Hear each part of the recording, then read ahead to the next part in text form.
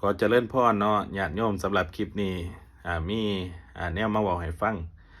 ในเรื่องการแสดงธรรมของหลวงพ่อบางคนเพิ่นก็สิบ่ค่อยคุ้นหน้าบ่ค่อยเห็นหน้าค่าตากัน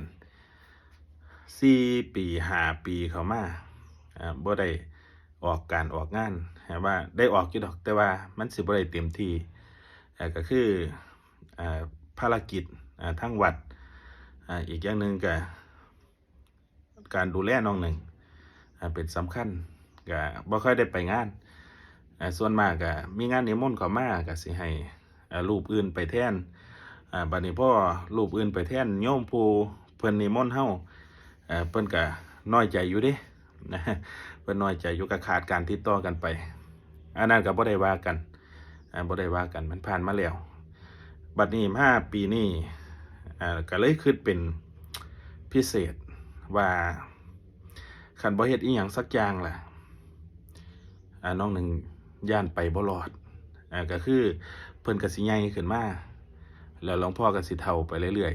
ๆถ้าบ่เฮ็ดหยังสักอย่างนี่ในการเติบโตขึ้นมาโดยที่บ่มีหลักมีฐานที่มันมั่นคงนี่ก็คือสิยากก็เลยมาคิดใหม่ว่าสิเริ่มออกรับงานอีกเทื่อนึงรับงานก็คือ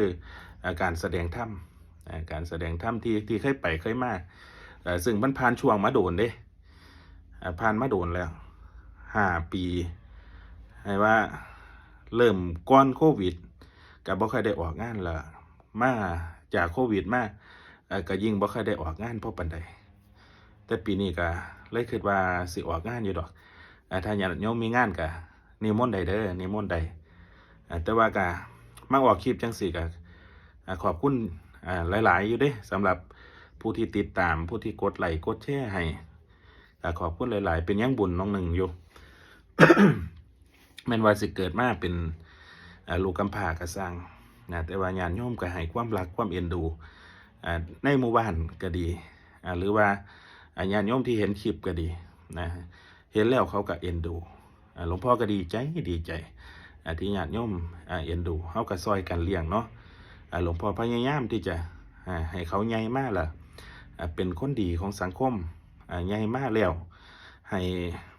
ทุกคนนี่ฮักหอมใหญ่มากแล้วบ่ให้เขาเป็นผู้ร้าย